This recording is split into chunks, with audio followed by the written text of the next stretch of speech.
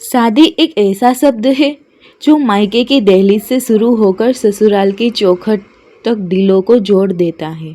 इस शब्द के साथ शुरू होती है हमारी कहानी, एक बहू की जिसकी शादी की शॉपिंग में छुपी है रिश्तों के रंग, उम्मीदों की कसक और प्यार की गर्माहट। सुबह की पहली किरण जैसे ही खिड़की से झांकी, माँ ने अलमारी खोली और साड़ियों की तहों में सालों से बचाई हुई सपने और दुआएं सजी थी। और बहू यानी बेटी आईने के सामने खड़ी थी, आंखों में चमक और मन में हल्की घबराहट थी। माँ बोली, बेटा लाल रंग तेरे चेहरे पर खूब जचेगा और ये हरी साड़ी ससुराल की पहली तीज के लिए। और उसके पिता, राधा के पिता चुपचाप अखबार पढ़ रहे थे। उनकी मौन में ही गर्व था और विदाई की टेंशन भी। बेटी ने पिता की बात सुनकर हल्की सी मुस्कान दी, लेकिन उसकी आंखें भर आई। उसे समझ आ गया कि पिता शब्दों में भले कम बोल रहे हो, पर मन में कितना कुछ छुपाए बैठे हैं।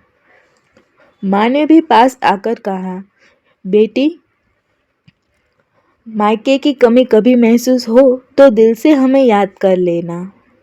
शादी के बाद जब बहू ससुराल पहुंची तो वहाँ के रीति रिवाज और अपेक्षाएं अलग थी। ससुराल में शॉपिंग सादगी से होती थी, जबकि मायके में हर चीज़ बेटी की पसंद और खुशी देखकर ली जाती थी। पहली तीज आई तो बहू ने वही हरी साड़ी पहनी जो पिता ने दिल से दिलाई थी। ससुराल वालों ने उसकी सादगी और संस्कार की सराहना की। उस दिन बहू ने महसूस किया कि मायका प्यार दिखाता है और ससुराल जिम्मेदारी। दोनों की सीख मिलकर ही एक लड़की को सच्ची अर्थों में बहू बनाते हैं। उसने मन ही मन ठान लिया कि वह दोनों घरों की इज्जत रखेगी और रिश्तेदारी को समझदारी से निभाएगी।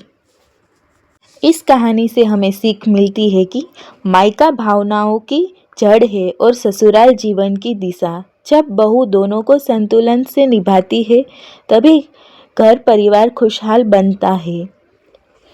अगर ये कहानी पसंद आए तो इसे लाइक करिए, शेयर करिए और चैनल को सब्सक्राइब करना मत भूलिएगा। और कमेंट में ज़रूर बताइए कैसी लगी कहानी।